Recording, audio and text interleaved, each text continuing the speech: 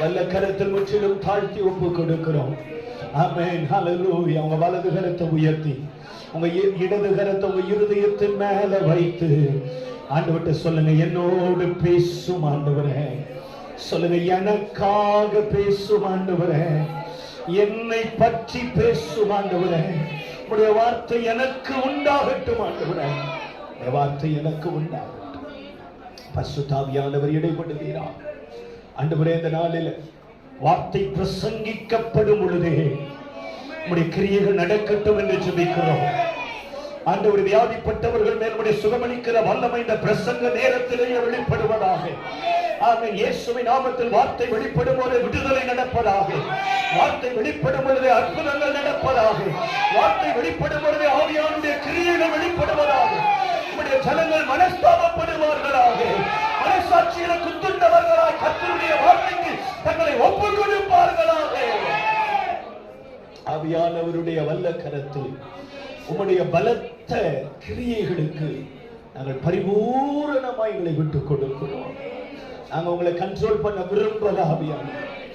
நீங்க எங்க மத்தியில பலமா மூவ் ஆகணும்னு சொல்லி நாங்க விரும்புறோம். பரிசுத்த ஆவியானவர் பொறுப்பெடுத்துக் கொள்ளும். இயேசுவின் நாமத்தில் பிதாவே, ஆமென், ஆமென், ஆமென். நம்ம எல்லாரும் உட்காருவோம். ஆமென். Praise God. ஆண்டவருடைய பரிசுத்தமான நாமம் மகிமைப்படுவதாக. ஆண்டவரும் இரட்சகருமாய் இருக்கிற இயேசு கிறிஸ்துவின் விலையேற பெற்ற பரிசுத்தமுள்ள நல்ல நாமத்தினாலே கூடி வந்திருக்கிற உங்கள் யாவருக்கும் என்னுடைய அன்பான வாழ்த்துக்களையும் வரவேற்பையும் நான் உங்களுக்கு தெரியப்படுத்துகிறேன். நீங்கள் தேடி வந்திருப்பது, நீங்கள் கூடி வந்திருப்பது பரிசுத்தமுள்ள தேவனாகிய கர்த்தருடைய வல்ல சமூகம்.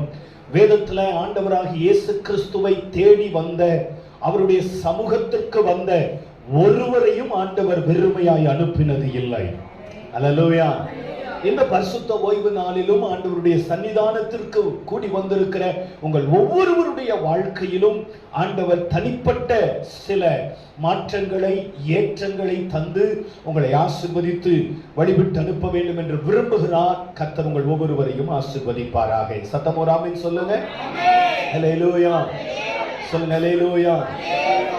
இன்றைக்கு பரிசுத்த ஆவியானவர் உங்களோடு கூட பேசும்படிக்கு என்னுடைய இருதயத்தில் வைத்த வார்த்தை, ஏதோ இன்றைக்கு மாத்திரம் நமக்கு பிரயோஜனமா இருக்கும்படிக்கு, அல்லது இன்றைக்கு ஏதாகிலும் பெற்றுக்கொண்டு போகும்படிக்கு, அல்லது இன்றைக்கு ஆண்டவருடைய நாமத்தினாலே ஆசீர்வதிக்கப்பட்டு போகும்படிக்கு மாத்திரம் இல்லாதபடிக்கு, இன்னைக்கு ஆண்டவர் நம்ம கூட பேச போகிற அந்த காரியங்களுக்கு நீங்கள் சரியா உங்கள் இருதயத்தையும் உங்கள் கவனத்தையும் திருப்புவீர்களானால் இது உங்க வாழ்க்கையில மிக பெரிய மகிமையான மறுரூபத்தை உண்டாக்கும் என்பதுல எந்த விதமான சந்தேகமும் இல்லை. சத்தமா ஒரு ஆமென் சொல்லுங்க. அல்லேலூயா. கடந்த 3 நாட்களாகவே இந்த வார்த்தை என் காதுகளுக்குள்ளாக ஒலித்துக் கொண்டே இருந்தது. ஆண்டவருடைய சமூகத்தில் உட்கார்ந்து ஏதோ இந்த வார்த்தையின் அடிப்படையில 2-3 குறிப்புகளை சொல்லி உங்களோடு கூட பேசி என் நேரத்தை கடத்தி விட்டு கடந்து போக வேண்டும் என்று விரும்பவில்லை. இந்த வார்த்தையின் அடிப்படையில ஆவியானவர் ஏதாகிலும் உங்களுக்குள் செய்துவிட வேண்டும் என்று சொல்லி ஜெபத்தோடு உங்கள் நடுவில் நிற்கிறேன். நான் சேவிக்கிறவரும் என்னை ஆட்கொண்டவருமாய் இருக்கிற தேவனாகிய கர்த்தர் நிச்சயமாகவே இந்த நேரத்தை உங்களுக்கு பிரயோஜனம் உண்டாக பயன்படுத்துவார் என்று கர்த்தருக்கு நான் முந்தி மகிமை செலுத்துகிறேன். ஆமென் சொல்லுங்க. என்னை அன்போடு கூட இந்த ஊழியத்தை நிறைவேற்றும்படி அழைத்த, என்னை அதிகமாய் நேசிக்கிற கனத்துக்குரிய தேவனுடைய மனுஷன் பாஸ்டர் ராபர்ட் ஐயாவுக்காக, அன்பு சகோதரிக்காக, குடும்பத்துக்காக, ஊழியத்தில் உடன்பட்டு இருக்கிற எல்லாருக்கும் என்னுடைய அன்பான நன்றிகளை தெரிவிக்கிறேன். அவங்க என் மேல வச்சிருக்கிற நம்பிக்கையும் மரியாதையும் ரொம்ப பெருசு. அதற்கு பாத்திரவானாக நடந்து கொள்ள வேண்டும் என்கிற ஜெபம் எப்பொழுதுமே எனக்கு உண்டு. இன்னைக்கு காலையில என் மனைவி கேட்டாங்க, ஏன்பா பாஸ்டர் எப்போ உங்களை மட்டுமே கூப்பிடுறாரு அப்படின்னு கேட்டாங்க. நான் சொன்னேன், எனக்கு தெரிலமா அப்படின்னு சொன்னேன். ஸோ எனக்கு தெரிஞ்சு இந்த சர்ச்சில் வேற ஊழியக்காரங்க யாரும் வர்றாங்களா, பிரசங்கிக்கிறாங்களான்னு எனக்கு தெரியல.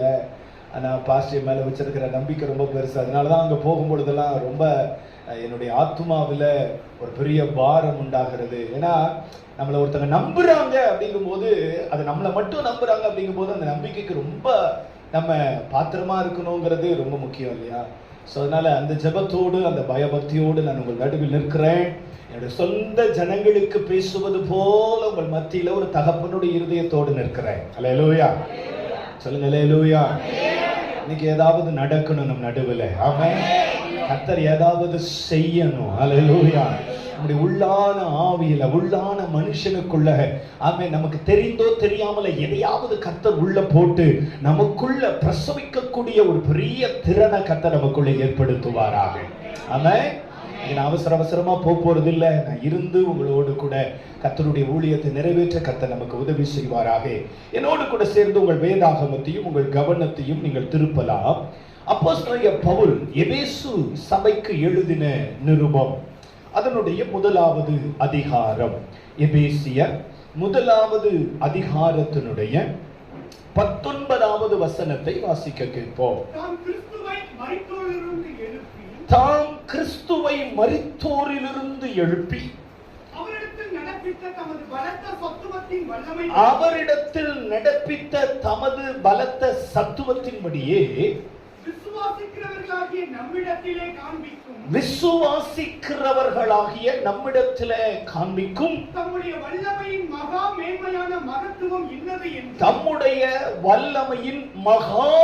மேன்மையான மகத்துவம் இன்னதென்றும்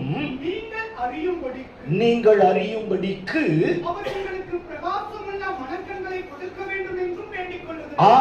உங்களுக்கு பிரகாசமுள்ள மனக்கண்களை கொடுக்க வேண்டும் என்று வேண்டிக் கொள்ளுகிறார்.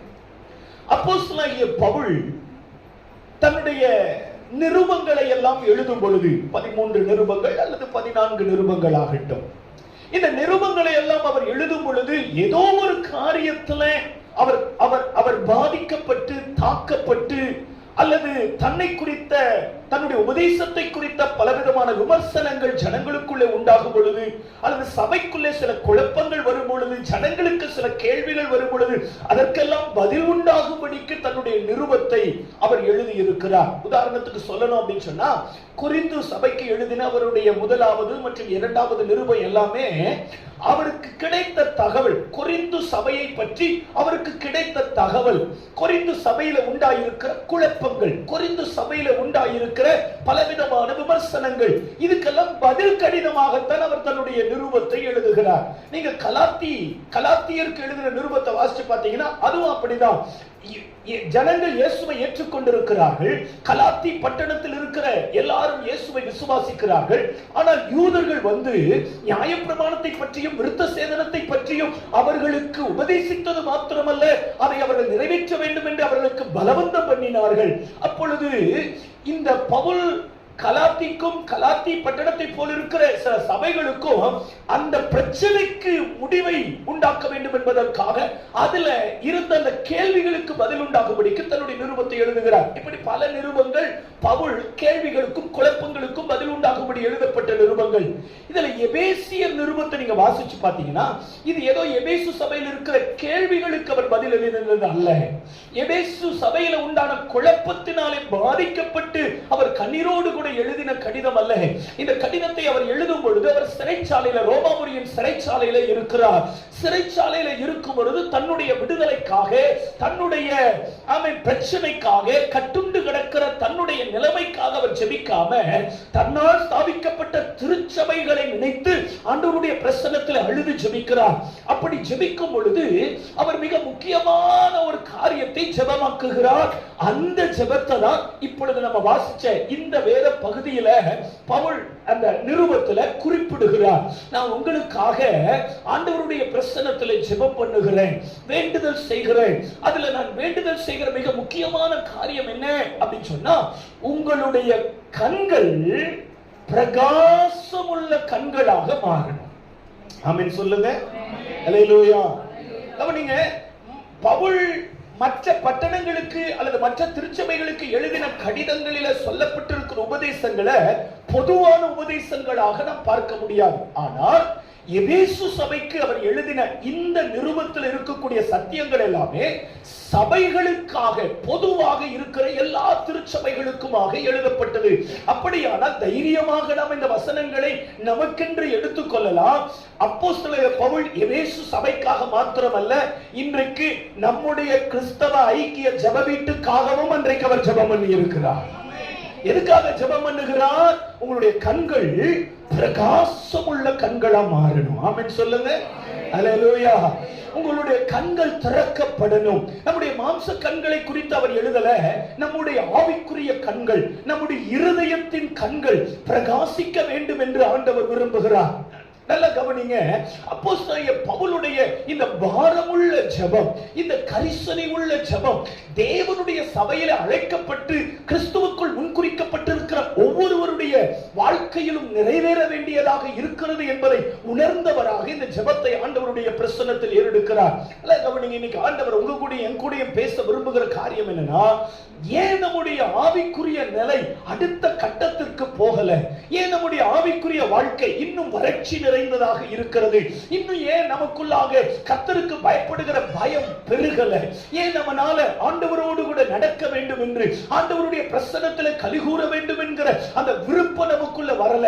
ஏன் தேவன் நம்மோடு கூட பேசிக் கொண்டிருக்கும் பொழுது, அல்லது தேவனுடைய வார்த்தை நமக்கு உண்டாகும் பொழுது அந்த வார்த்தைக்கு நம்முடைய வாழ்க்கையை அர்ப்பணிக்க முடியல? இன்னும் நம்முடைய குடும்பத்தில் சில பேர் ரட்சிக்கப்படாம இருக்கிறாங்க. இன்னும் நம்முடைய குடும்பத்தில் சில பேர் ஜெபிக்க முடியாம இருக்கிறாங்க. இன்னும் நம்முடைய குடும்பத்தில் சில பேர் சபைக்கு வரக்கூடாதவர்களாக இருக்கிறாங்க. இதெல்லாம் ஏன் நடக்கிறது? இதெல்லாம் ஏன் நம்முடைய வாழ்க்கையில இதெல்லாம் நம்முடைய வாழ்க்கையில நிகழ்ந்தேறுகிறது அப்படின்னு சொன்னா, ஒரே ஒரு காரியம் தான், இன்னும் நம்முடைய மனக்கண்கள் என்ன செய்யப்படல? நல்ல வாய் திறந்து சொல்லுங்க. திறக்கப்படல. இன்னும் நம்முடைய கண்கள் திறக்கப்படல. கண்கள் திறக்கப்பட்டுச்சு அப்படின்னு சொல்லி சொன்னா, கர்த்தருடைய சபையை நம்ம பார்க்கிற பார்வை வித்தியாசமா மாறிடும். ஆமென் சொல்லுங்க. நம்முடைய கண்கள் திறக்கப்பட்டுச்சு அப்படின்னு சொல்லி சொன்னா, கர்த்தருடைய பிரசன்னத்தை நாம் பார்க்கிற பார்வை வித்தியாசமா மாறிடும். நம்முடைய கண்கள் திறக்கப்பட்டுச்சு அப்படின்னு சொல்லி சொன்னா, கர்த்தருடைய ஊழியக்காரனை நம்ம பார்க்கிற பார்வை வித்தியாசமா மாறிடும். கண்கள் திறக்கப்பட்டுச்சு அப்படின்னு சொன்னா, பரிசுத்த வேதாகமத்தை நம்ம பார்க்கிற பார்வை வித்தியாசமா மாறிடும். நம்முடைய ஜெபம் வித்தியாசமா மாறிடும். நம்முடைய குடும்ப கூடுகைகள் வித்தியாசமா மாறிடும். எல்லாவற்றிலும் ஒரு வித்தியாசத்தை பார்த்துருவோம். நம்முடைய கண்கள் திறக்கப்படாமல் இருப்பதுதான் காரணம். இன்னைக்கு ஆண்டவர் நம்மோடு கூட பேச விரும்புகிறார். நம்முடைய கண்கள் பிரகாசமுள்ள கண்களா மாறணும்.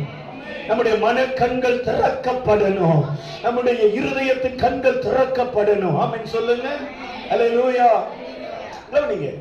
கண்ணு திறக்கப்பட்டுச்சு அப்படின்னு சொல்லி சொன்னா, நம்முடைய வாழ்க்கையையே கர்த்தர் மாற்றி விடுவார். ஆமென் சொல்லுங்க. அல்லேலூயா. நம்முடைய கண்கள் திறக்கப்பட்டுச்சு அப்படின்னு சொல்லி சொன்னா, நம்முடைய லைஃப் ஸ்டைலிலே பெரிய மாற்றங்கள் உண்டாக ஆரம்பித்து விடும். கவனிங்க. அப்போஸ்தலர் 9வது அதிகாரத்துல, ஆமென், சபைகளை துன்பப்படுத்த வேண்டும் என்று, சீஷர்களை பயமுறுத்த வேண்டும் என்று, பயங்கரமான நிலைமையில அவர்களுக்கு விரோதமான காரியங்களை செய்து கொண்டிருக்கிற சவுல் எண்ணப்பட்ட ஒரு வாலிபன், அவன் தமஸ்குவுக்கு போகிற வழியில கர்த்தருடைய ஒளி, கர்த்தருடைய வெளிச்சம் அவனை சந்திக்கிறது நமக்கு தெரியும். அதுவரையிலும் அவனுடைய பார்வை எப்படி இருந்துச்சு? யாராவது இயேசுவை பத்தி பேசினா அவங்கள பிடிச்சு காவல்ல வைக்கணும்.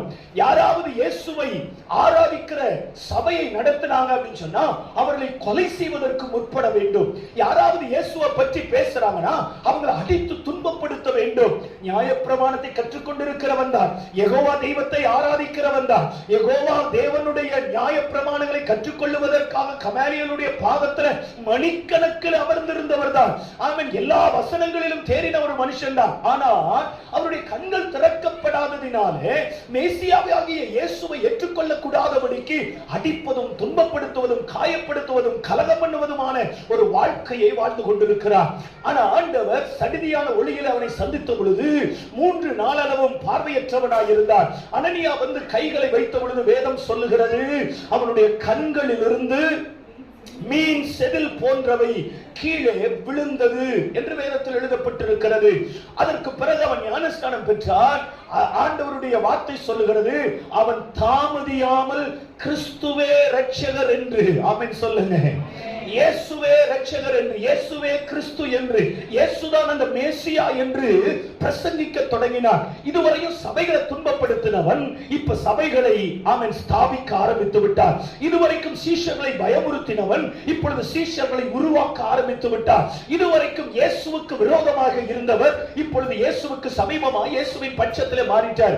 அப்போ எப்பொழுது கண்கள் திறக்கப்படுகிறதோ, எப்பொழுது மனக்கண்கள் திறக்கப்படுகிறதோ, எப்பொழுது பிரகாசமுள்ள மனக்கண்கள் நமக்கு வருகிறதோ அப்பொழுது கர்த்தர் நம்முடைய வாழ்க்கையே மாற்றுகிறார்.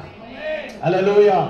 இன்னைக்கு நம்ம வாழ்க்கை மாறணும்னா ஒரே ஒரு ஜெபம் தான். ஆண்டவரே கண்கள் திறக்கப்படட்டும், என் கண்கள் பிரகாசமுள்ள மனக்கண்களாக மாறட்டும் என்கிற ஜெபத்தை தான் இன்னைக்கு ஆண்டவருடைய பிரசன்னத்தில் ஜெபிக்க போகிறோம். வலது கரத்தை உயர்த்தி கண்களை மூடி ஒரு நிமிடம் ஆண்டவருடைய பிரசன்னத்தில் என் கண்கள் திறக்கப்படட்டும் ஆண்டவரே, என்னுடைய மனக்கண்கள் திறக்கப்படட்டும் ஆண்டவரே. கொஞ்சம் உங்க வாயிலிருந்து வார்த்தை வெளிப்படணும். ஒருவேளை நீங்க மௌனமா இருந்து என் சத்தத்தை மட்டும் கேட்டீங்கன்னா ஆவியில் அந்த ஜெபம் இறங்காது பாருங்க. ஆண்டவருடைய பிரசன்னத்தில் வாயை திறந்து ஜெபம் பண்ணுங்க சகோதரா, வாயை திறந்து சொல்லுங்க சகோதரி. ஒரே ஒரு ஜெபந்தா, என் கண்கள் திறக்கப்படட்டும் என்று சொல்லுங்க. ஏதோ இன்றைக்கு மாத்திரம் ஒரு மாற்றத்தையும் ஆமென் ஒரு விதமான எமோஷனலை ஏற்படுத்திட்டு போகிறதற்காக நான் வரல. அதற்கு ஆவியானவர் என்ன அனுப்பல. நம்முடைய வாழ்க்கை மாறணும் சிஸ்டர், நம்முடைய வாழ்க்கை மாறணும் பிரதர். நம்முடைய ஆவிக்குரிய நிலை ஆமென் இதுவரையிலும் இல்லாத ஒரு பெரிய மாற்றத்தை அனுபவிக்க பரிசுத்த ஆவியானவர் இந்த பகல் வேளையில கிரியை செய்வதற்கு நம்ம வாயிலிருந்து அப்படிப்பட்ட ஒரு ஜெபம் உண்டாகட்டும். என் கண்கள் திறக்கப்படட்டும். சொல்லுங்க நல்ல வாயை திறந்து சொல்லுங்க, ஆவியில சொல்லுங்க. பிரகாசமுள்ள மனக்கண்கள், பிரகாசமுள்ள மனக்கண்கள், பிரகாசமுள்ள மனக்கண்கள் இயேசுவின் நாமத்தில் எனக்குள் உண்டாகட்டும். பிரகாசமுள்ள மனக்கண்கள் இயேசுவின் நாமத்தில் எனக்குள் உண்டாகட்டும் என்று சொல்ல நீங்க சொல்லி ஜெபிக்கும் பொழுது உங்களுடைய உள்ளான மனுஷனை பரிசுத்த ஆவியானவர் தொடுகிறார். உங்க உள்ளான மனுஷிய பரிசுத்த ஆவியானவர் தொடுகிறார். இந்த விருப்பம் தேவ சமூகத்திற்கு எடுத்துக் கொள்ளப்படுகிறது. இந்த விருப்பத்தை பார்க்கிற பரிசுத்த ஆவியானவர் உங்களுடைய உள்ளான மனுஷனை தொட்டு கண்களை பிரகாசிக்க பண்ணும்படி அவர் தம்முடைய வெளிச்சத்தை வைக்கிறார். அவர் தம்முடைய ஒளியை உங்கள் இருதயங்களில் வைக்கிறார். அவருடைய வெளிச்சம் உங்கள் இருதயங்களில் ஊற்றப்படுகிறது. நீங்கள் நிரம்பி வழிகிற பாத்திரங்களாய் மாறுகிறீர்கள். இதுவரையிலும் அடைக்கப்பட்ட எல்லா சூழ்நிலைகளும் இனி உங்கள் வாழ்க்கையில திறக்கப்படும்படிக்கு இதோ பரிசுத்த ஆவியானவர் உங்களை தொட வேண்டும் என்று விரும்புகிறார். உங்களை தொட வேண்டும் என்று விரும்புகிறார். எத்தனை பேர் விரும்புறீங்க? என் கண்கள் திறக்கப்படட்டும் என்று எத்தனை பேர் விரும்புறீங்க? விரும்பி கேட்கிற அத்தனை பேர் மேலையும் இப்பொழுதே பரிசுத்த ஆவியானுடைய கிரியைகள், இப்பொழுதே பரிசுத்த ஆவியானுடைய கிருபை வரங்கள் இறங்கி வருகிறது இயேசுவின் நாமத்தினால்.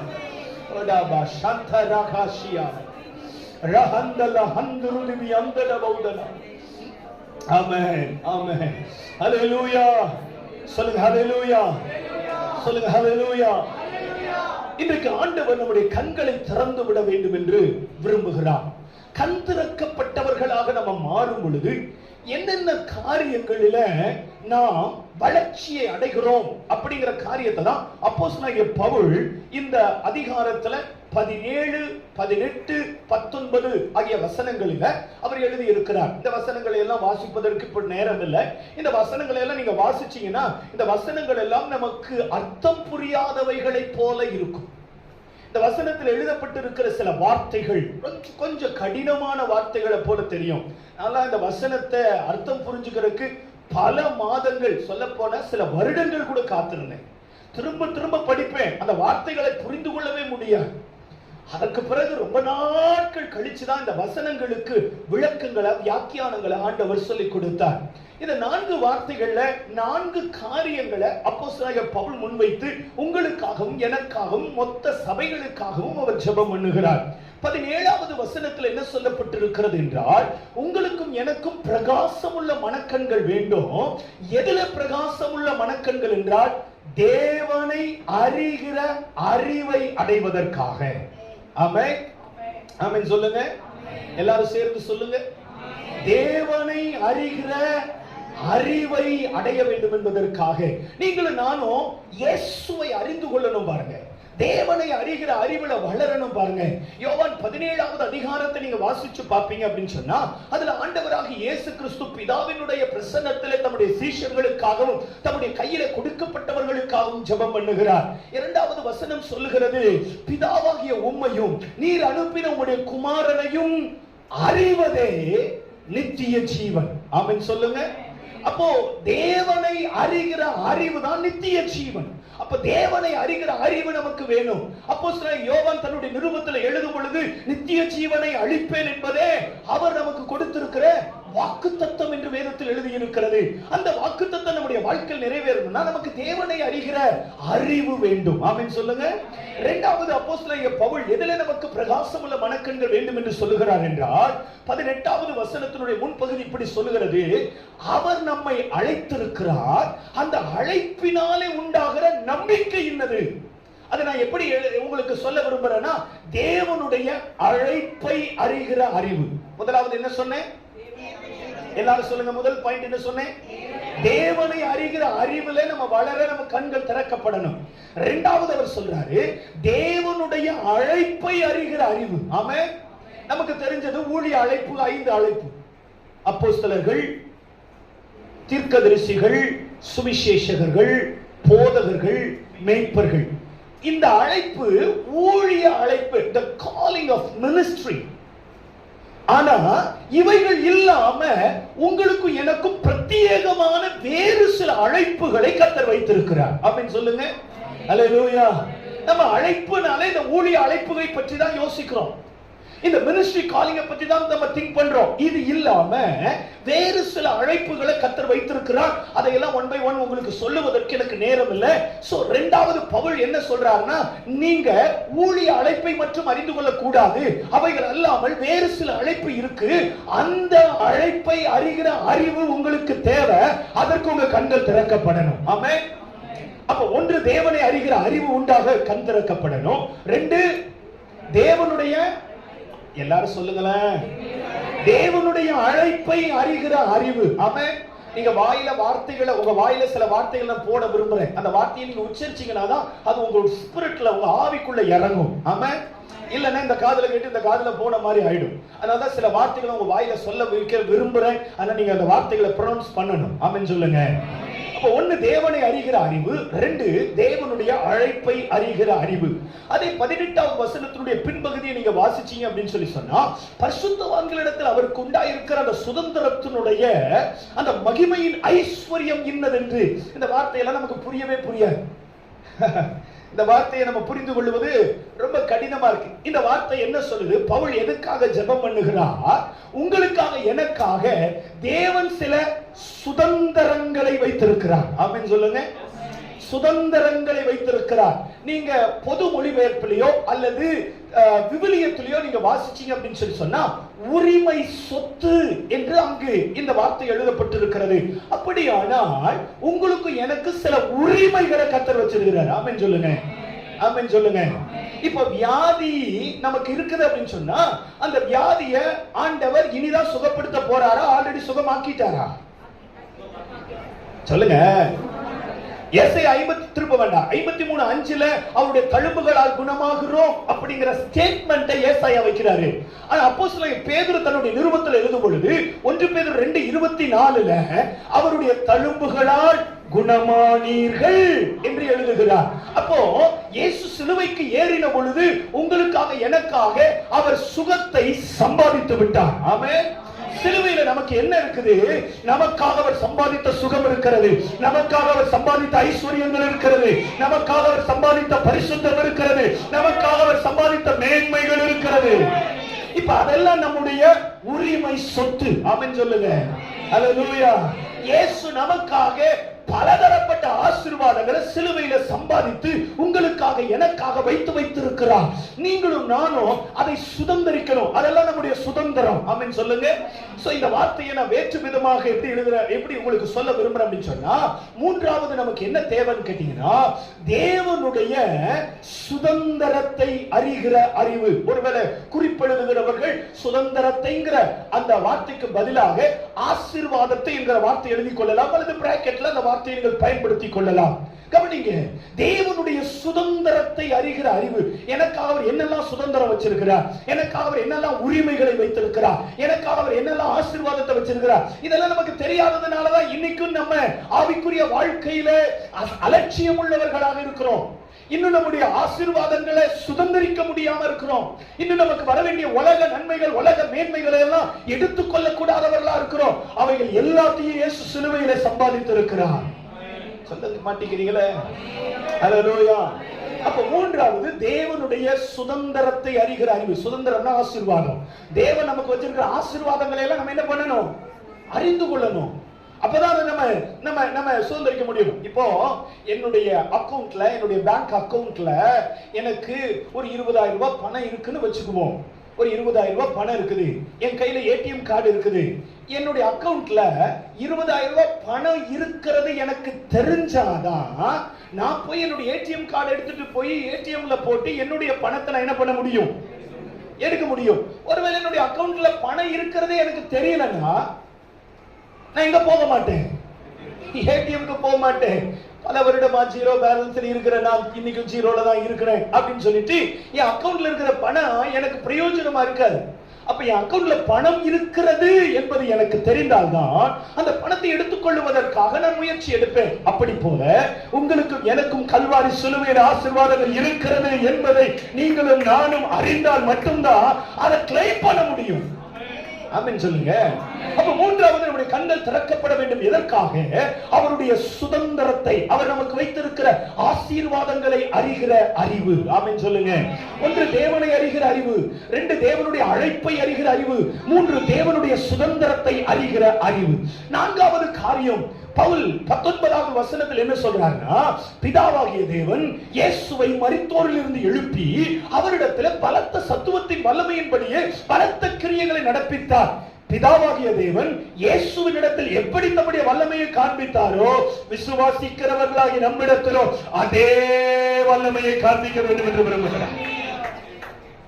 இந்த வசனத்தினுடைய சரியான அர்த்தம் தெரியுமா? பிதாவாகிய தேவன் இயேசுவுக்கு என்ன வல்லமையை விளங்க பண்ணினாரோ அதே வல்லமையை உங்களுக்கு எனக்கு விளங்க பண்ண விரும்புகிறார். இன்னொரு வார்த்தையை மாற்றி சொல்றேன். பிதாவாகிய தேவன் இயேசுவுக்கு எந்த வல்லமையை கொடுத்தாரோ அதே வல்லமையை உங்களுக்கு எனக்கு கொடுக்க வேண்டும் என்று விரும்புகிறார். சொல்ல மாட்டேங்கிறீங்களே? ஹல்லேலூயா சொல்லுங்க. ஹல்லேலூயா. நான்காவது தேவனுடைய வல்லமையை அறிகிற அறிவு. இந்த 4 அறிவு மட்டும் நமக்கு வந்துருச்சுன்னா நம்முடைய கிறிஸ்டியானிட்டி லைஃப், நம்முடைய ஸ்பிரிச்சுவல் லைஃப் நம்ம நினைக்கிற மாதிரி இருக்காது. அது மகா ஏற்றம் நிறைந்ததாக இருக்கும். ஒன்று தேவனை அறிகிற அறிவு, ரெண்டு தேவனுடைய அழைப்பை அறிகிற அறிவு, மூன்றாவது தேவனுடைய சுதந்திரத்தை அறிகிற அறிவு, நான்காவது தேவனுடைய வல்லமையை அறிகிற அறிவு. ஆமென். அல்லேலூயா. இந்த 4 காரியங்களையும் நீங்களும் நானும் அறிந்து கொள்ள நம்முடைய கண்கள் திறக்கப்படணும். தயவு செய்து சொல்றேன், இந்த 4 குறிப்புகளை எழுதி எடுத்தவர்கள் இதை நீங்க அடிக்கடி தேவ சமூகத்துல ஜெபமாக்குங்க. ஆண்டவரே, உம்மை அறிகிற அறிவை எனக்கு தாரும். உம்முடைய பிரசன்னத்துல ஆண்டவரே, உம்முடைய அழைப்பு என்னது என்பதை நான் அறிந்து கொள்ளணும். என் மேல வச்சிருக்கிற அழைப்பு என்னங்கறத நான் தெரிஞ்சுக்கணும்.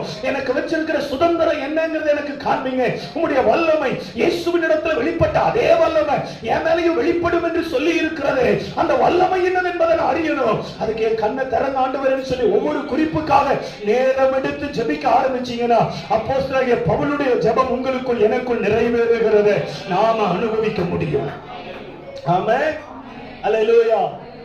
பட் நம்முடைய கண்கள் திறக்கப்படவே இல்லையே. இவைகளை எல்லாம் அறிகிற அறிவை நீங்கள் அடைய வேண்டும் என்று விண்ணப்பம் பண்ணுகிற அப்போஸ்தலனாகிய பவுல் எதற்காக இவைகள் எல்லாம் நாம் அறிய வேண்டும் என்று ஜெபிக்கிறார்? இவைகளை பற்றிய அறிவு நமக்கு இல்லை. இந்த 4 காரியங்களை பற்றிய அறிவு நமக்கு இல்லாமல் பல வருட காலமாக திருச்சபை விசுவாசிகளாக இருக்கிறோம். இந்த 4 காரியங்களை பற்றிய அறிவு இல்லாததினால ஆவிக்குரிய வாழ்க்கையில வறண்டு போனவர்களாக, உடைத்து போனவர்களாக, பலனற்று போனவர்களாக, சத்துவமற்று போனவர்களாக, அதிகாலையில எழும்ப முடியல, ஆண்டவருடைய சமூகத்துல முழங்கால் படியிட முடியல, வேதத்தை எடுத்து 2 அதிகாரத்துக்கு மேல வாசிக்க முடியல, ஆண்டவருடைய சமூகத்துல அவருடைய பிரசன்னத்தை ஆமென் அனுபவிக்க முடியல. இதெல்லாம் நமக்குள்ள இல்லாததுக்கு காரணம் இந்த காரியங்களை அறியக்கூடாதபடிக்கு நம்முடைய கண்கள் இன்னும் பிரகாசிக்கல. அதை மாற்றி சொல்லணும்னா நம்முடைய கண்கள் இன்றைக்கும் இருளடைந்து போயிருக்கிறது. நம்முடைய கண்கள் குருடாக்கப்பட்டு போயிருக்கிறது. நமக்கு வார்த்தைகள் பிரசங்கிக்கப்படுகிறது, நமக்கு சபை கூடி வருதல் உண்டு, நமக்கு நல்ல போதகர் உண்டு, நமக்கு நல்ல திருச்சபை உண்டு, கையில பரிசுத்த வேதாகமம் உண்டு, கூட்டு ஜெபம், குடும்ப ஜெபங்கள் எல்லாம் நமக்கு உண்டு.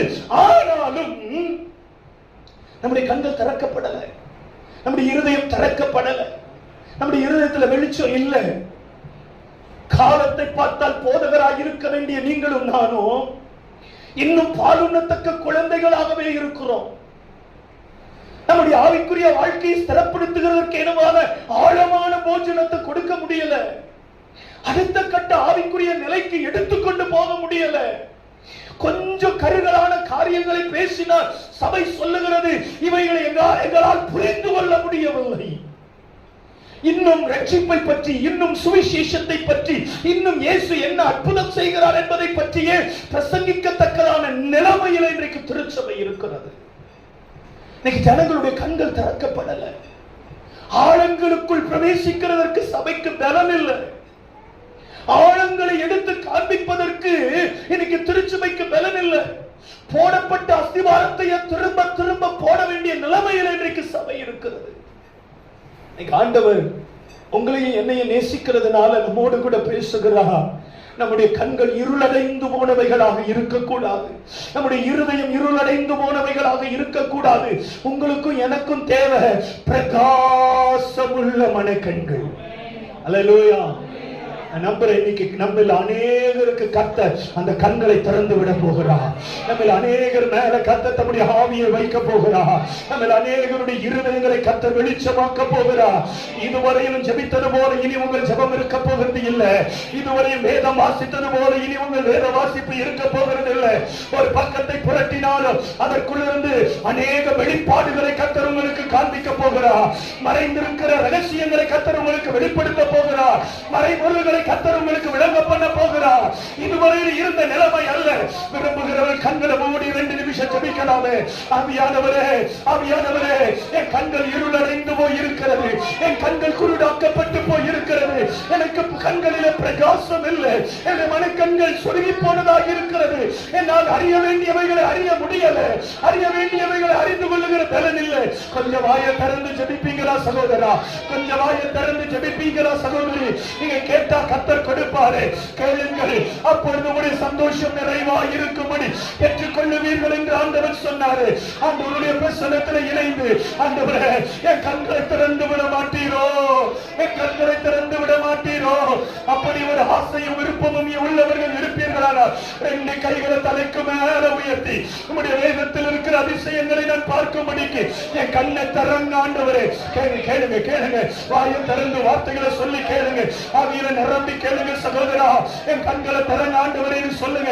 நீங்க சொல்ல சொல்ல சொல்ல சொல்ல உங்க கண்களில் இருந்து மீன் செதில் போன்றவை கீழே விழ ஆரம்பிக்கிறது. மீன் செதில் போன்றவை கீழே விழ ஆரம்பிக்கிறது. மீன் செதில் போன்றவை கீழே விழ ஆரம்பிக்கிறது. இங்க இருக்கிற அநேக சபைகள் பவுல்களாய் மாற்றப்படும்படி பரிசுத்த ஆவியானவர் உங்க மேல உங்க மேல உங்க மேல ஒரு வெளிச்சத்தை கட்டளை இடுகிறார். ஒரு வெளிச்சத்தை கட்டளை இடுகிறார். பிரகாசிக்கப்படுகிற கர்த்தருடைய மகிமையின் ஒளி, அவருடைய மகிமையின் ஒளி இருளடைந்து போய் இருக்கிறவங்க கண்களை, இருளடைந்து போய் இருக்கிறவங்க கண்களை திறக்கும்படிக்கு அந்த வல்லமை இறங்கி வருது. அந்த மகிமை இறங்கி வருது. அந்த ஆவியானுடைய பொருள் யார் யார் யார் மாற்ற வரட்டும், மாற்ற வரட்டும், வித்தியாசம் வரட்டும், ஆவியானுடைய பொருள்கள் வரட்டும், ஆவியானுடைய கிரியைகள் வெளிப்படட்டும்.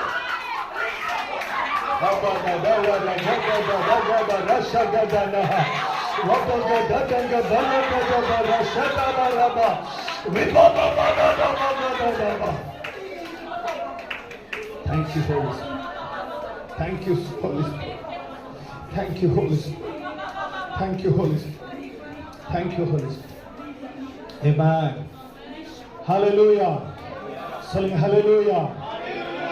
ஏன் நம்முடைய கண்கள் இருளடைந்து போய் இருக்கிறது? ஏன் இவைகளை அறியக்கூடாதபடிக்கு நம்முடைய கண்களிலே வெளிச்சம் இல்லை?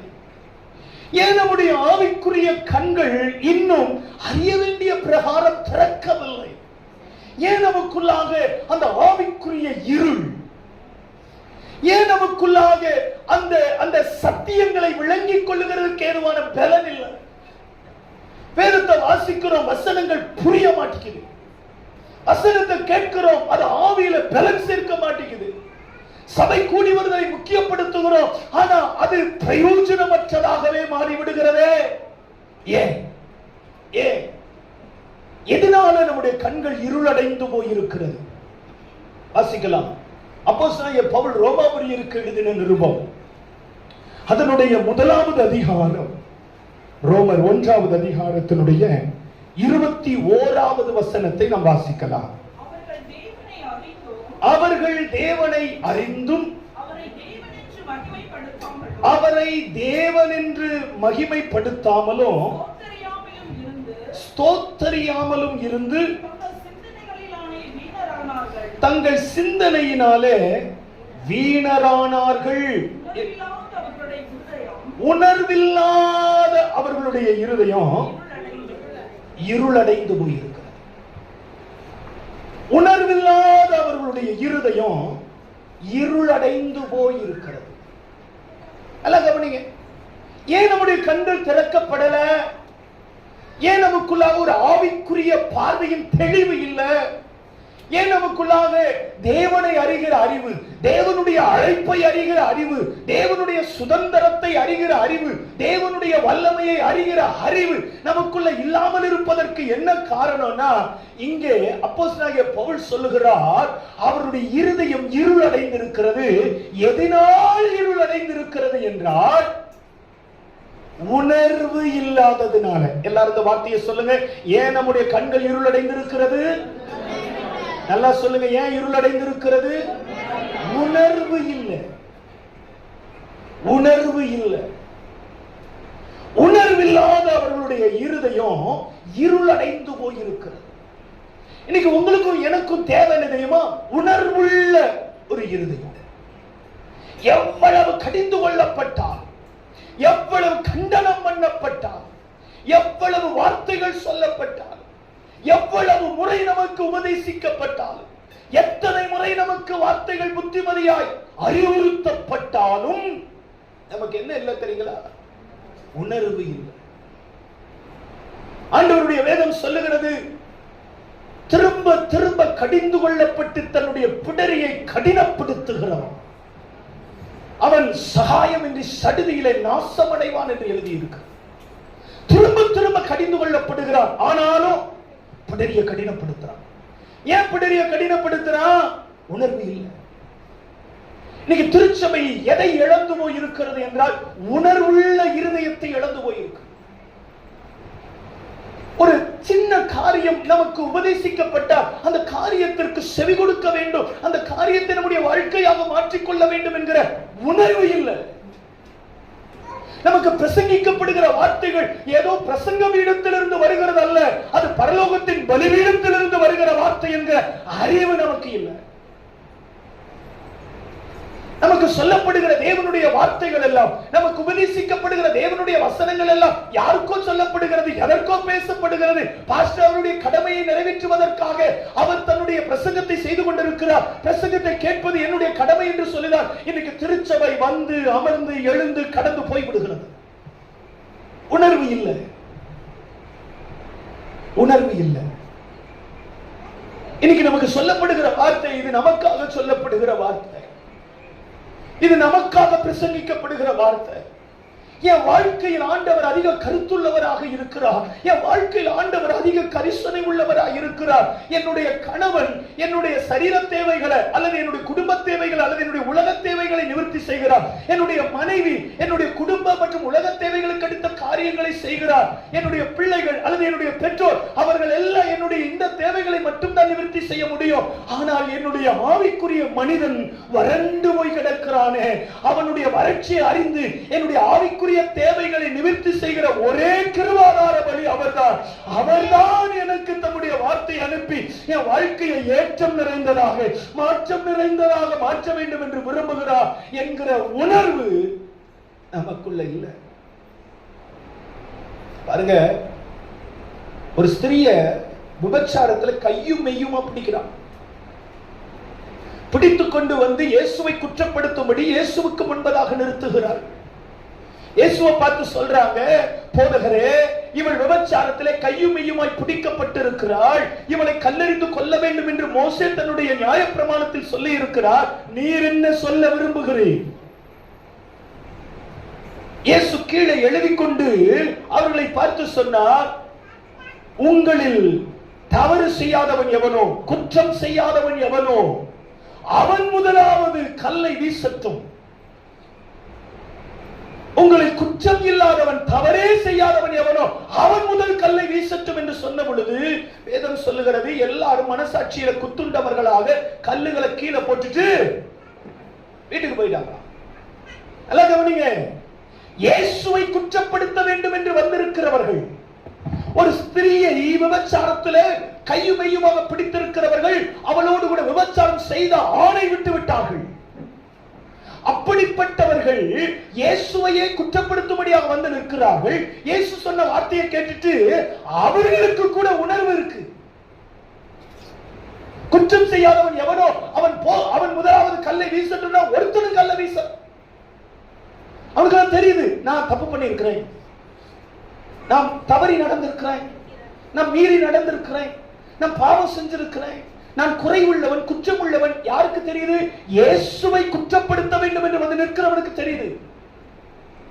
ஆனா இன்னைக்கு திருச்சபைக்கு தெரியல, உணர்வு இல்ல, உணர்வுள்ள இருதயம் இல்ல.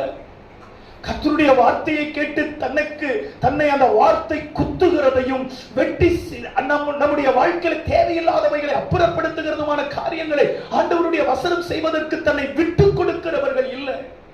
இன்னைக்கு நம்முடைய ஆவிக்குரிய போர்வை அது கிறிஸ்தவனுக்குரிய அடையாளத்தை காண்பிக்கிறதே அல்லாமல் அந்த போர்வை எடுத்துட்டா உள்ளுக்குள்ள மனித குணங்கள் இல்ல, நிறைய பேருக்குள்ள மிருக குணங்கள் தான். ஆனா மேல போர்த்தி இருக்கிற போர்வை தான் கிறிஸ்தவன்கிற போர்வை, ஆவிக்குரியவன்கிற போர்வை.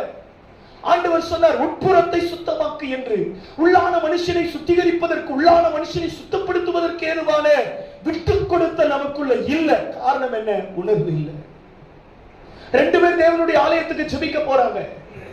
ஒருவன் ஜெபிக்கிறான், ஆண்டவரே நான் வாரத்துக்கு 2 தடவை உபவாசிக்கிறேன், நான் தசம பாகங்களை கொடுக்கிறேன், இந்த ஒருத்தன் பின்னாடி உட்கார்ந்து ஜெபம் பண்ணிருக்கிறானே அவனை போலெல்லாம் நான் இல்ல, மற்ற வேசி கல்லர்களை போல, விபச்சாரக்காரனை போல, பரிகாரனை போல நான் இல்ல, ஐ அம் சோ பெர்ஃபெக்ட் ஆண்டவரேன்னு சொல்லி ஜெபிக்கிறான். ஆனா ஆயக்காரன் தன்னுடைய கண்களையும் ஏறெடுத்து பார்க்க துணியாமல், வானத்தை அண்ணாந்து பார்க்க துணியாமல், தன்னுடைய மார்பில் அடித்துக் கொண்டு, ஆண்டவரே பாவியாகிய மேல கிருபையாயிரும் என்று கதறுகிறான். ஆண்டவர் சொன்னார், அவன் அல்ல இவனே. அப்படின்னா என்ன அர்த்தம்? ஆண்டவர் பரிசேயன் பக்கத்துல நிக்கல, பரிசேயன் புல்பீட்டுக்கு பக்கத்துல நின்னு ஜெபம் பண்றான், ஆயக்காரன் வாசல்ல நின்னு ஜெபம் பண்றான். இயேசு சொல்றார், அவன் அல்ல இவனே. அப்படின்னா ஆண்டவர் புல்பீட்டுக்கு பக்கத்துல இல்ல, வாசல்ல நின்று ஜெபித்துக் கொண்டிருக்கிற அந்த ஆயக்காரனுக்கு பக்கத்துல ஆண்டவர் போகிறார். ஏன் தெரியுங்களா? அவனுக்கு தான் உணர்வு இருக்கு. 10 குஷ்டரோகிகள் இயேசுவினிடத்தில் வந்தார்கள், ஐயரே எங்களை சுத்தமாக்க வேண்டும் என்று ஜெபித்தார்கள். இயேசு சொன்னார், நீங்கள் போய் ஆசாரியனிடத்தில் உங்களை காண்பியுங்கள். இயேசு ஏன் இந்த வார்த்தையை சொன்னார்னா, ஒரு குஷ்டரோகி தன்னுடைய குஷ்டரோக வியாதியிலிருந்து சுகமடைந்து விட்டால் அவன் ஆசாரியனிடத்துல போய் நான் சுகமடைந்து விட்டேன் என்பதை சொல்லி செலுத்த வேண்டிய பலியை செலுத்தி அவன் பட்டணத்திற்குள்ளே பிரவேசிக்கலாம். நீங்கள் 10 பேரும் சுகமாக்கப்பட்டு விட்டீர்கள், இப்பொழுது வியாதியா இருக்கிறீங்க, போகிற வழியில உங்களுக்கு சுகம் உண்டாகும், ஆசாரியனுக்கு காண்பித்து செலுத்த வேண்டிய பலியை செலுத்தி நீங்கள் பட்டணத்திற்குள் பிரவேசிக்கலாம் என்று சொல்லி இயேசு அவர்கள் 10 பேரையும் சுகமாக்கி அனுப்பினார். ஆனால் திரும்ப வந்தவர் ஒரே ஒரு நபர், அவன் சமாரியன்.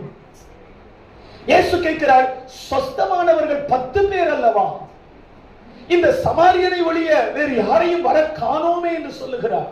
ஏன் மற்ற 9 பேருக்கு உணர்வு இல்ல? ஒருத்தனுக்கு உணர்வு இருக்கு, நம்மை சுகப்படுத்தினவர் இயேசு, அவரை திரும்ப சென்று அவருக்கு மகிமை செலுத்தணும். மற்றவங்களுக்கு உணர்வு இல்லை. உணர்வு இல்லாததுனால இருதயம் இருளடைந்து போயிருக்கிறது. உணர்வு இல்லாததுனால ஆவிக்குரிய வாழ்க்கை வறண்டு போயிருக்கிறது. உணர்வு இல்லாததுனால ஜெப வாழ்க்கை பலனற்று போயிருக்கிறது. உணர்வு இல்லாததுனால வேதத்தின் வியாக்கியானங்களுக்கு அர்த்தம் புரியல. உணர்வு இல்லாததுனால சபைக்கு லேட்டா வர்றோம். உணர்வு இல்லாததுனால பிரசங்க நேரத்துல வீடியோ கேம் விளையாடுறோம். உணர்வு இல்லாததுனால திருச்சபையை அலட்சியமாக நினைக்கிறோம். உணர்வு இல்லை, உணர்வு இல்லை.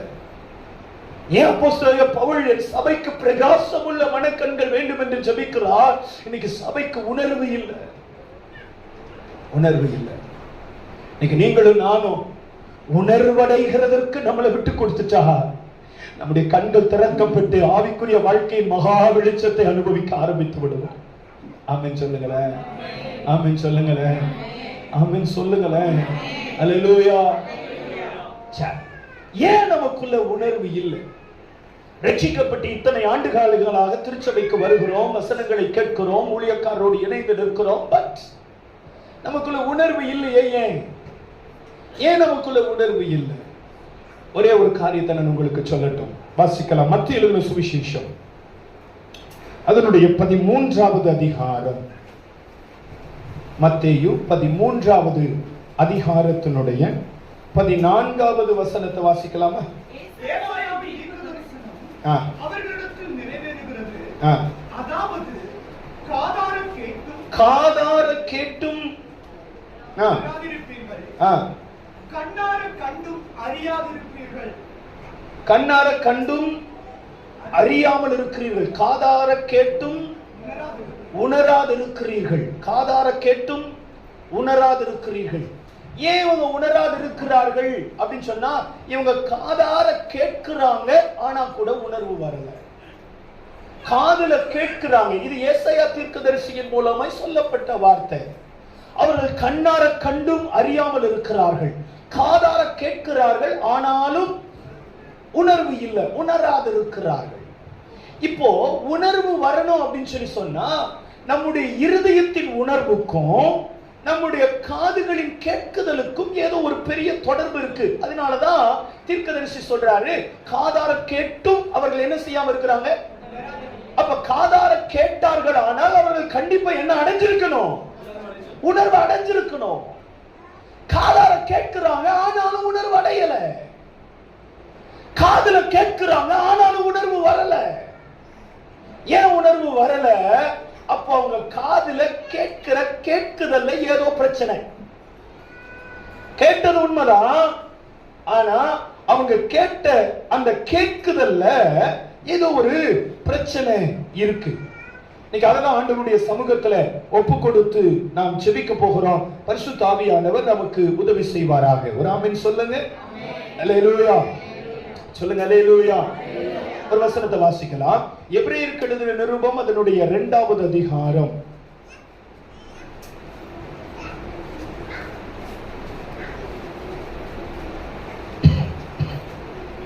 எபிரேயருக்கு எழுதின நிருபம் 2வது அதிகாரம் அதனுடைய 1வது வசனத்தை வாசிக்கலாமா?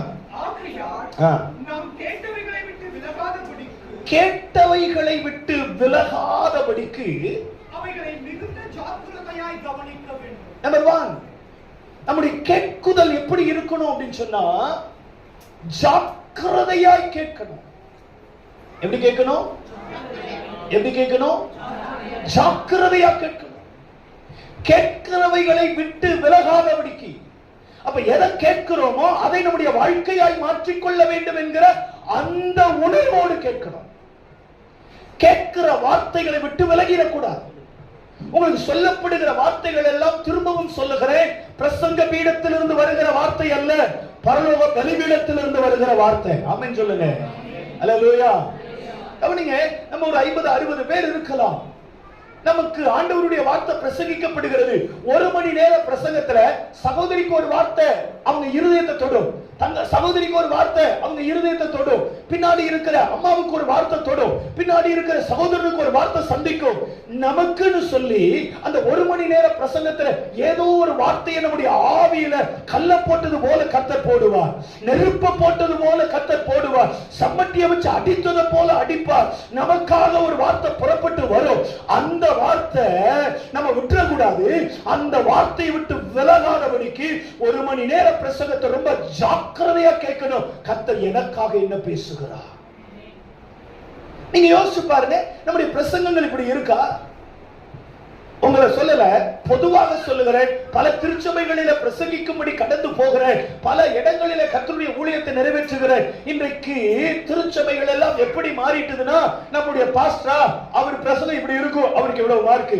புதுசா வர ஊழியக்காரரா அவருடைய பிரசங்கம் இப்படி இருக்கும், அவருக்கு இவ்வளவு மார்க்கு. அந்த ஊழியக்காரரா அவர் பிரசங்கம் இப்படி இருக்கும், அவருக்கு இவ்வளவு மார்க்கு. இதுலதான் இன்னைக்கு சபை கான்சென்ட்ரேட் பண்ணுதே தவிர, எனக்காக தேவன் ஏதோ ஒரு வார்த்தையை தேவ மனுஷனிடத்தில் சொல்லி அனுப்பி இருக்கிறார்.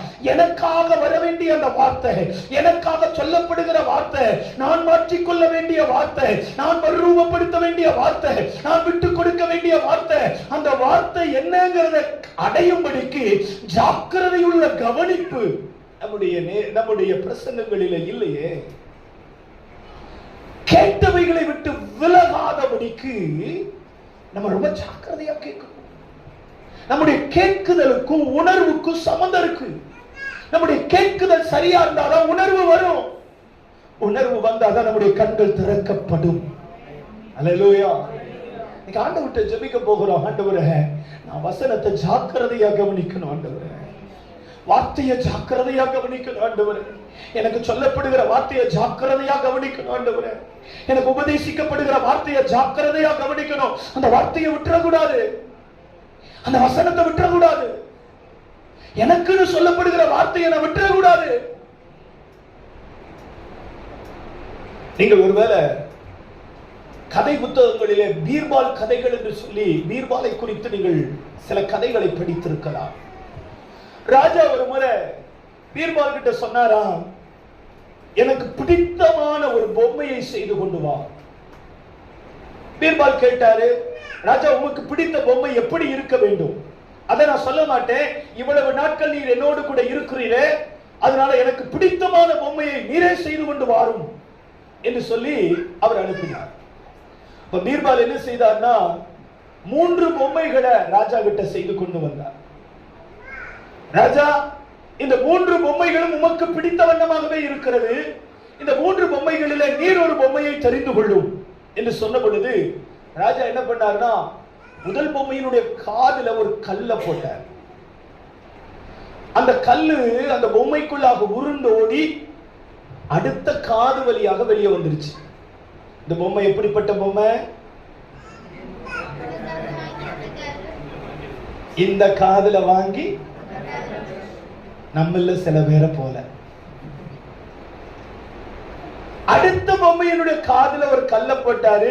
அது அந்த பொம்மைக்குள்ள உருண்டோடி வாய் வழியா வெளியே வந்துருச்சு. இந்த பொம்மை எப்படிப்பட்ட பொம்மை? என்ன விஷயத்த காதுல கேட்டாலும் உடனே உலறி தள்ளிடும். 3வது பொம்மையினுடைய காதுல ஒரு கல்ல போட்டார். அது உருண்டோடி வெளியே வரல, உள்ளே இருந்துச்சு. ராஜா சொன்னார் பீர்பால்ட்ட, இந்த 3வது பொம்மை தான் நான் விரும்புகிற பொம்மை. நீங்களும் நானும் ஆராதிக்கிற நம்முடைய ராஜாதி ராஜாவும் என்ன சொல்லுவார் தெரியுமா?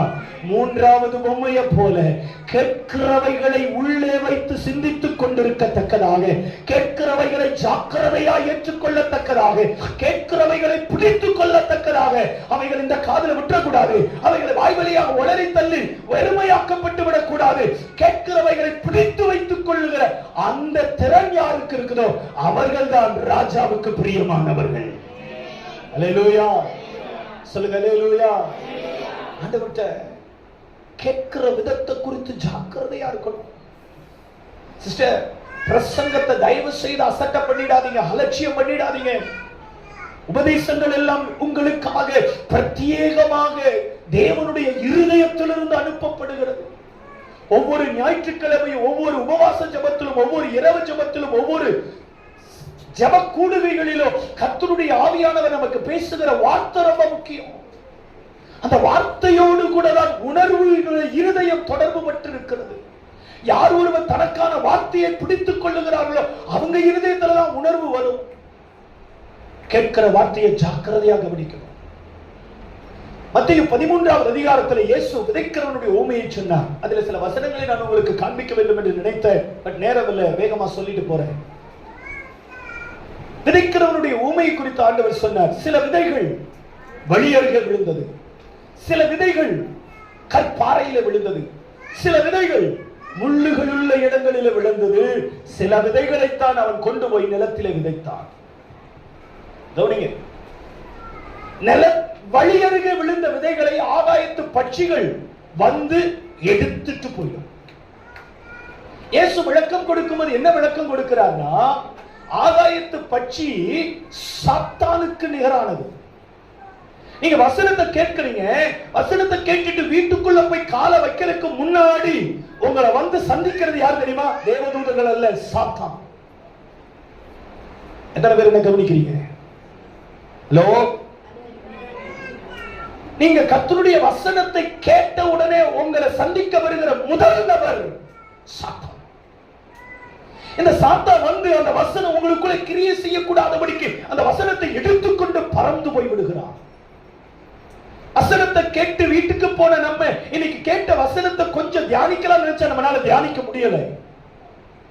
அன்றைக்கு ராத்திரி நோட்ஸ் எடுத்தோமே, அதை எடுத்து வச்சு உட்கார்ந்து அந்த வசனங்களை கொஞ்சம் ஆராய்ச்சி பண்ணலாம் நினைச்சா நம்மளால ஆராய்ச்சி பண்ண முடியல. போன வாரம் என்ன பிரசங்கம் கேட்டோம், இந்த வாரம் நம்மளை ஞாபகப்படுத்திக் கொள்ளலாம் சொல்லி கேட்டா அது ஞாபகத்துல இல்ல. ஏன்? பிசாசு வசனத்தை எடுத்துட்டு போயிட்டான்.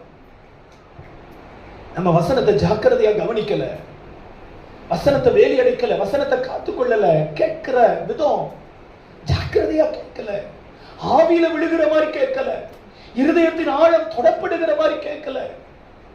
ஏதாவது எனக்கு ஆசீர்வாதத்தை தர மாட்டாங்களா, சுகத்தை தர மாட்டாங்களா, விடுதலையை பத்தி பேச மாட்டாங்களா, வாக்குத்தத்தத்தை பத்தி பேச மாட்டாங்களா, வேலை கிடைக்கும், வருமானம் வரும், இன்கிரிமெண்ட் வரும், இன்சென்டிவ் வரும், பிள்ளை பாக்கியம் கிடைக்கும், திருமண காரியங்கள் நடக்கும், வருமானம் உயரும், அது நடக்கும், இது நடக்கும்னு சொல்லி பேசினா கையை தட்டி உற்சாகமடைகிற திருச்சபை கேட்டவைகளை விட்டு விலகக்கூடாது என்று சொல்லி ஆண்டவருடைய பிரசன்னத்தில் அந்த உணர்வுள்ள இருதயத்துக்கு தன்னை விட்டு கொடுக்கல.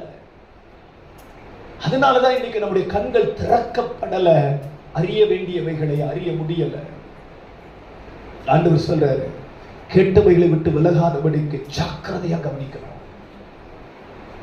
எபிரேயர் 4வது அதிகாரத்தினுடைய 2வது வசனத்தை நீங்க வாசிச்சு பாப்பீங்க அப்படின்னு சொன்னா, சுவிசேஷம் அவர்களுக்கு பிரசங்கிக்கப்பட்டது போல நமக்கும் பிரசங்கிக்கப்பட்டிருக்கிறது. கேட்டவர்கள் விசுவாசம் இல்லாமல் கேட்டதுனால கேட்ட வசனம் உங்களுக்கு என்ன செய்யப்படலையா? பிரயோஜனப்படல. விசுவாசம் இல்லாமல் கேட்கிறோம், விசுவாசம் இல்லாமல் கேட்கிறோம். எத்தனை முறை பிரசங்கம் பண்ணியாச்சு, கர்த்தர் உங்களை ஆசீர்வதிப்பார், இதுவரைக்கும் ஆசீர்வதிக்கிறார், இனி ஆசீர்வதிக்க போகிறார். அப்படிதான் நிறைய பேருடைய இருதயம். இத்தனை நாட்கள் பிரசங்கிக்கப்படுகிறது, இன்றைக்கு பிரசங்கிக்கப்படுகிற வார்த்தைகள் நிச்சயமாய் வாழ்க்கையில நிறைவேறும், அது நன்மை சேர்க்கும், அது மேன்மைப்படுத்தும், அது ஆசீர்வதிக்கும். கர்த்தர் கூட பேசிட்டா அந்த விசுவாசம் இல்ல. ஏலி அண்ணால குடிகாரின்னு சொல்றா, கொஞ்ச நேரத்துல வாக்குத்தத்தத்தை கொடுக்கிறார். பாருங்க, தவறாய் நிதானித்த ஒரு மனுஷனுடைய வாயிலிருந்து வருகிற வார்த்தையை தேவனுடைய வார்த்தையாக அவளால் ஏற்றுக்கொள்ள முடியுதுன்னா நீங்களும் நானும் அப்படி செய்வோமா? குடிகாரின்னு சொன்னதுக்கு பிறகு ஒரு வார்த்தையை சொன்னா சொல்லப்பட்ட வாக்குத்தத்த மனசுல நிக்காது. எதுதான் மனசுல நிக்கும்? என்ன இருந்தாலும் என்ன குடிகாரின்னு சொல்லிட்டாருல, என்ன இருந்தாலும் நீ முட்டாள்னு சொல்லிட்டாருல பாஸ்டர், என்ன இருந்தாலும் நீ ஒண்ணுத்துக்கு உதவ மாட்டேன்னு சொல்லிட்டாருல. ஒரு பிள்ளை சர்ச்சில் 8 நாள் ஜெபம் வச்சிருந்தோம், ஒரு நாள் கூட ஜெபத்துக்கு வரல. அதுல இடையில ஒரு நாள் லீவு நாள், அன்னைக்கு ஜெபத்துக்கு வரல. ஏமா ஜெபத்துக்கு வரல அப்படின்னு கேட்டா சொன்னா டைம் இல்ல அங்கிள். இப்படி சொன்னா டைம் இல்ல அங்கிள். நான் சொன்னேன், எக்ஸாம் டைமுக்காக மாத்திரம் அங்கிள் கிட்ட போன் பண்ணி ஜெபம் பண்ணிக்கிறியே, அந்த எக்ஸாமுக்கு உதவி செய்கிற ஆண்டவரை தேடுறதுக்கு சேவிக்கிறதுக்கு உன்னால ஆண்டவருடைய சமூகத்துக்கு வர முடியலையா? அப்ப என்ன சொல்றீங்க அங்கிள், நான் உங்களுக்கு போன் பண்ணி எக்ஸாமுக்காக ஜெபம் பண்ணிக்கிட்டது தப்புன்னு நினைக்கிறீங்களா? இனிமேல் நான் போன் பண்ணல அங்கிள். ஏய், நான் அப்படி சொல்லல, நான் அதுக்காக தான் ஊழியக்காரனாக ஏற்படுத்தப்பட்டிருக்கிறேன். எத்தனை நாள், எத்தனை முறை, என்ன டைமுக்கு நீ போன் பண்ணி ஜெபம்னு சொன்னாலும் நான் ஜெபிக்கிறதுக்கு ஆயத்தம். ஆனால் நான் உனக்கு அற்புதம் செய்யல, நான் உனக்கு ஞானம் தரல, நான் உனக்கு பலன் தரல. இயேசு அல்லவா அதை செய்கிறார். அவரை தேடி அவருடைய வார்த்தைக்காக நீ ஜாக்கிரதையோடு ஓடி வர வேண்டாமா? ஏன்? ஆண்டவருடைய பிரசன்னத்தில், அவருடைய வசனத்துல தான் நம்முடைய வாழ்க்கை இருக்குங்கிற அந்த உணர்வு இழந்துட்டோம். இன்னைக்கு ஒரு வார்த்தையை சொல்லிட்டு வேகமா நான் கடந்து போறேன். சிஸ்டர், உங்க ஆசீர்வாதத்தை நீங்க வேற எங்க தேடினாலும் கிடைக்காது.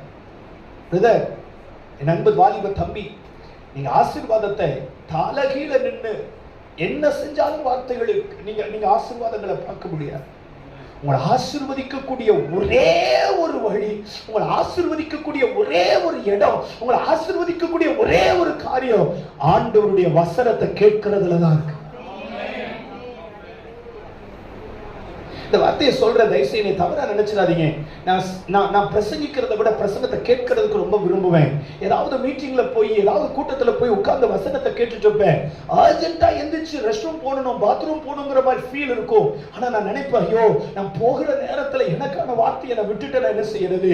நான் இங்கிருந்து வெளியே எந்திரிச்சு போகிறது ஒருவேளை சாத்தானுடைய தந்திரமா இருந்து எனக்கு பேசப்பட வேண்டிய வார்த்தை வருகிற நேரத்துல பிசாசு தந்திரமா என் சரீரத்துல சில பிரச்சனைகளை கொண்டு வந்து என்னை வெளியே அனுப்பி அந்த வார்த்தையை தரையில விட விட்டுட்டானா என்ன செய்யறது அப்படின்னு சொல்லி எத்தனையோ கூட்டத்தில் எழுந்து போக வேண்டிய நிர்பந்தமும் கட்டாயமும் எனக்கு இருக்கும்போது இல்ல எனக்காக அந்த வசனத்தை விட்டுறக்கூடாது, எனக்காக இருக்கிற அந்த வார்த்தையை விட்டுறக்கூடாது, என்னுடைய வார்த்தையை விட்டுறக்கூடாதுன்னு சொல்லி எத்தனை கூட்டங்களில் கட்டாயப்படுத்தி கொண்டு என்னை பலவந்தம் பண்ணி கொண்டு உட்கார்ந்து இருக்கிறது தெரியுமா? மிகைப்படுத்துவதற்காக சொல்லல, வார்த்தையை பிடிச்சுக்கிட்டாதான் உணர்வு வரும். வார்த்தையை கேட்கிறதல் தான் உணர்வு வரும். ஒன்னு ஜாக்கிரதையா கேளுங்க, ரெண்டு விசுவாசத்தோடு கேளுங்க, மூன்றாவது யாக்கோபு 1:19 சொல்லுகிறது தீவிரமா கேளுங்க. ஆமென் சொல்லுங்க, சத்தமா சொல்லுங்க. எப்படி ஆண்டவருடைய வசனத்தை கேட்கணுமா? சொல்லுங்க, தீவிரமா கேட்கணும். தீவிரமா கேட்கணும், கேட்கிறதற்கு தீவிரமா இருக்கும். ஆண்டவருடைய வசனத்தை விட்டுறக்கூடாது, அவருடைய வார்த்தையை விட்டுறக்கூடாது, தீவிரமா ஓடணும். ஐயோ செய்தி நேரம், தேவனுடைய வார்த்தைய நேரம், தேவனுடைய பிரசன்னத்தை அனுபவிக்கிற நேரம், அந்த நேரத்தை விட்டுறக்கூடாது. இந்த நேரத்தை பிள்ளைகளோட பேசி பிள்ளைகளோட விளையாடி. சில நேரம் பாருங்க, நம்ம சர்ச்சுக்கு வரும்போது செல்போனை வைப்ரேட்ல போட்டிருப்போம். கரெக்டா செய்தி நேரத்துல அது கர்றன்னு கத்தும், பக்கத்துல இருக்கிறவங்களுக்கு காதுல கேட்காது. நமக்கு தெரியும் அந்த உணர்வு, பேக்கெட்ல தானே போட்டிருக்கோம். உடனே எடுத்து பார்ப்போம், சோ முக்கியமான ஒரு கால். அது அப்படியே பேக்கெட்ல வச்சுட்டு வெளியே எந்திரிச்சு போய் நின்று பாத்ரூம்ல போய் நின்று அந்த போன் கால் எடுத்து பேசிட்டு யாரோ ஒருவர் பேசுகிற சத்தத்தை கேட்டுட்டு இருக்கிறோம். இங்க ஆண்டவர் பேசிட்டு இருக்கிறார். ஏன்னா நம்ம கர்த்தருடைய வார்த்தைக்கு தீவிரமுள்ள இருதயம் நமக்குள்ள இல்ல, அதனாலதான் உணர்வு வரல. நம்பர் 1, ஆண்டவருடைய வசனத்தை ஜாக்கிரதையா கேளுங்க. நம்பர் 2, விசுவாசத்தோடு கேளுங்க. நம்பர் 3, தீவிரமா கேளுங்க. நம்ம கேட்கிற விதம் ரொம்ப முக்கியம். ஆமென் சொல்லுங்க, ஆமென் சொல்லுங்க. கேட்கிற விதம் ரொம்ப முக்கியம். கடைசி ஒரே ஒரு வசனத்தை மட்டும் வாசிங்க, நம்ம ஜெபிக்க போகிறோம். மத்தேயு 13வது அதிகாரத்தினுடைய 19வது வசனத்தை மட்டும் வாசிக்கலாம். நாம் ஜெபிக்க போகிறோம். ராஜ்யத்தின் வசனத்தை கேட்டும் உணராதிருக்கும் போது